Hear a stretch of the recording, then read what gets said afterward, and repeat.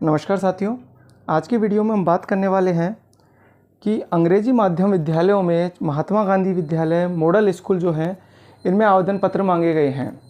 इन आवेदन पत्रों की क्या डेट रहेगी, कब से फॉर्म स्टार्ट होने वाले हैं, कहां से हम आवेदन कर सकते हैं, क्या इसका सिलेबस रहेगा, सभी की हम चर्चा करेंगे। तो सबसे पहले हम स्टार्ट करते हैं कि इसमें कौन कौन से पदों पर डेपुटेशन किए जाएंगे।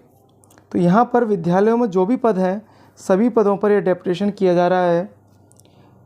इस डेपुटेशन की जो आवेदन की जो दिनांक रहेगी आवेदन के लिए आपको वह 15 जुलाई से 22 जुलाई की रहेगी। आवेदन हमें शाला दर्पण की स्टाफ विंडो से आवेदन करना है।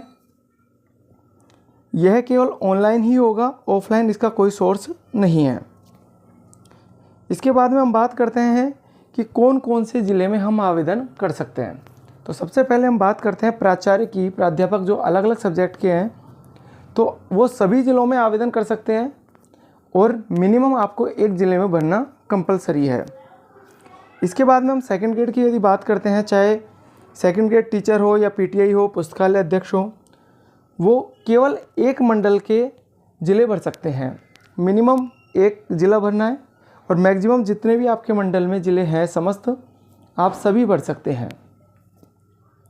यदि हम थर्ड ग्रेड की बात करते हैं, अध्यापक L1, L2, पुस्तकालय अध्यक्ष, कंप्यूटर अनुदेशक, प्रयोगशाला या शारीरिक शिक्षक, तो यह अधिकतम 5 जिलों में पदस्थापन के लिए ज़िले भर सकते हैं। ऐसे आवेदक जिनके द्वारा पदस्थापन के लिए किसी भी ज़िले का विकल्प आवेदन में नहीं भरा गया है उनका आवेदन पत्र स्वीकार नहीं किया जाएगा, ऑटोमेटिक रिजेक्ट हो जाएगा। नेक्स्ट हम बात करते हैं कि वे कार्मिक जो पहले से ही किसी विभाग में डेप्यूटेट हैं तो वह इस प्रक्रिया के तहत आवेदन नहीं कर सकते। अर्थात ये है कि यदि आप किसी अन्य विभाग या परियोजनाओं में प्रतिनियुक्ति है आपकी तो वो आप आवेदन के लिए पात्र यहाँ पर नहीं होने वाले हैं। आप अपने मूल पद और विषय के अनुसार ही यहाँ पर आवेदन करेंगे। यदि आप L1 के हैं तो L1 में ही आवेदक हो। अब की बार इसमें एक प्लस पॉइंट यह दिया गया है कि आप जिस ज़िले में कार्यरत हैं और यदि उसी ज़िले में आप आवेदन करते हैं तो आपके बोनस के लिए आपको यहाँ पर 10 अंक जो हैं अलग से दे होंगे। अब हम इसके बाद बात करते हैं कि यहाँ पर न्यूनतम प्राप्तांक का एक क्राइटेरिया रखा गया है। यदि उस क्राइटेरिया को आप क्रॉस नहीं करते हैं तो आपका यहाँ पर चयन नहीं होगा। आप जिस पद पर जिस विद्यालय में पहले से कार्यरत हैं आपका उसी पद के अनुसार मूल पद और विषय के अनुसार आपका अंग्रेजी माध्यम में चयन किया जाएगा।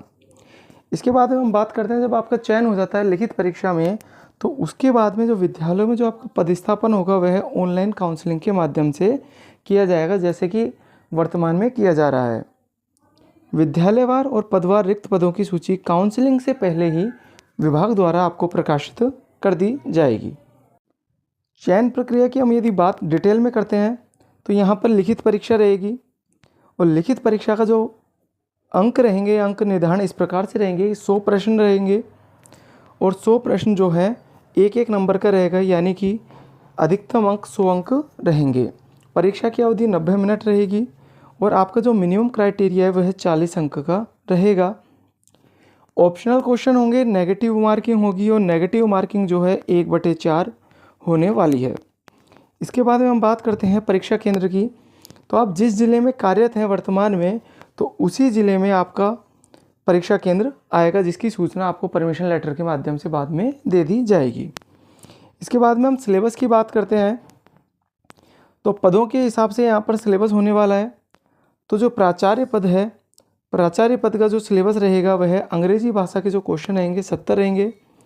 नेतृत्व और प्रशासन से जो रिलेटेड हैं 15 क्वेश्चन रहेंगे और विभाग की जो योजनाएं हैं उसके भी 15 क्वेश्चन यहाँ पर होने वाले हैं, जो कि बेसिकली नॉर्मल क्वेश्चन होते हैं।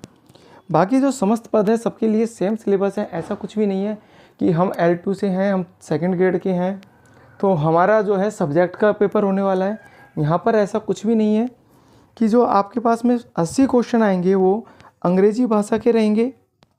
अब अंग्रेजी भाषा के क्वेश्चन किस प्रकार से रहेंगे, जो आपके ग्रामेटिकल हैं, ग्रामेटिकल जो टॉपिक रहेंगे उन्हीं पर रहेंगे माध्यमिक स्तर के, और विभाग की योजनाएं 20 प्रश्न की रहने वाली है।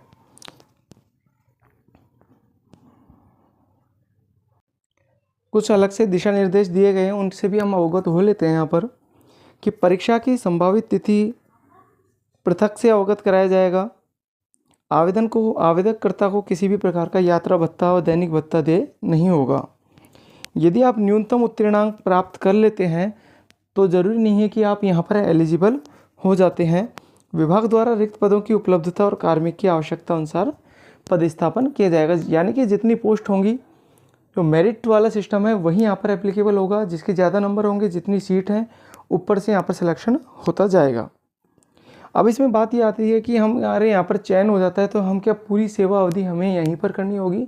तो ऐसा नहीं है कि आवेदित पदों पर चयन के बाद कार्मिक को 3 वर्ष की काल अवधि के लिए पदस्थापित किया जाएगा। उसके बाद विभाग द्वारा वापस पुनर्वलोकन किया जाएगा, रिव्यू किया जाएगा। उन्हें यदि ऐसा लगता है कि आपकी बढ़ाई जानी चाहिए काल अवधि, तो आपकी यहाँ पर बढ़ाई दी जाएगी। अदरवाइज आपको यहाँ से रिलीव करने का उन्हें पूरा अधिकार है। कभी भी आपको वो बीच में रिलीव यहाँ से कर सकते हैं। एक यहाँ पर अहम क्वेश्चन ये रहता है कि सर हमारा प्रोबेशन पीरियड चल रहा है, तो क्या हम इसमें आवेदन कर सकते हैं?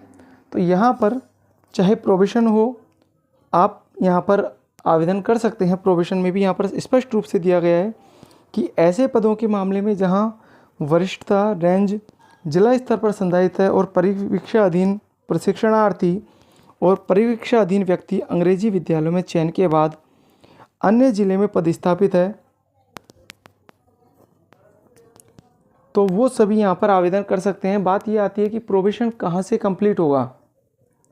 तो जहाँ आप पहले कार्यरत थे वहीं से आपका प्रोबेशन जो है पूर्ण माना जाएगा। जिस भी ज़िले में आप पहले से थे वहीं पर आपकी वरिष्ठता संधारित की जाएगी।